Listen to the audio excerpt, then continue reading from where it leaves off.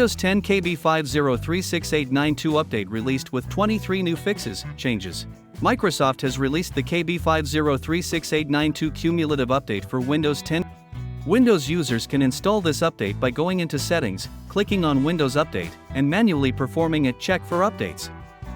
However, as this update is mandatory, it will automatically start installing in Windows once you check for updates. To make this more manageable, you can schedule a time when your computer is restarted to finish the installation.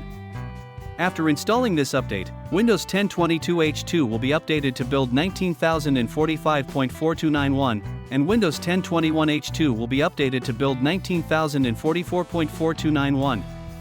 Windows 10 users can also manually download and install the KB5036892 update from the Microsoft Update Catalog.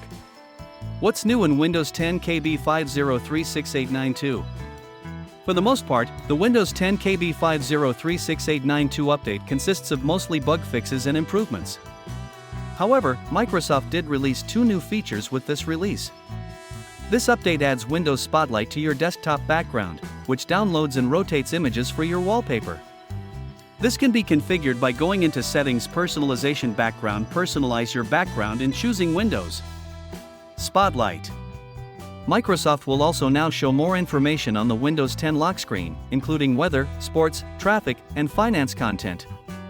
For those who find this feature annoying, you can disable it by going to Settings, Personalization, Lock Screen.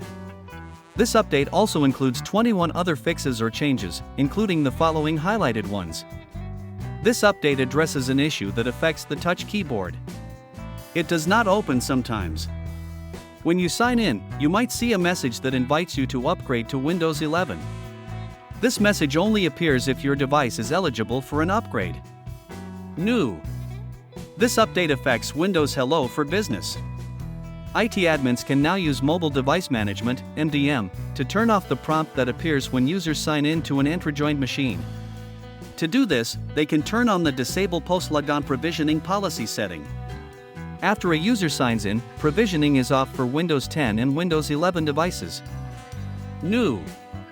This update adds search highlights to the taskbar search box for the European Economic Area. To learn more, see Windows Search Providers. Unfortunately, two existing issues in Windows 10 persist in this update, which are Copilot causing icons to switch between multiple monitors and Copilot not being supported if your taskbar is located vertically on the left or right of the screen.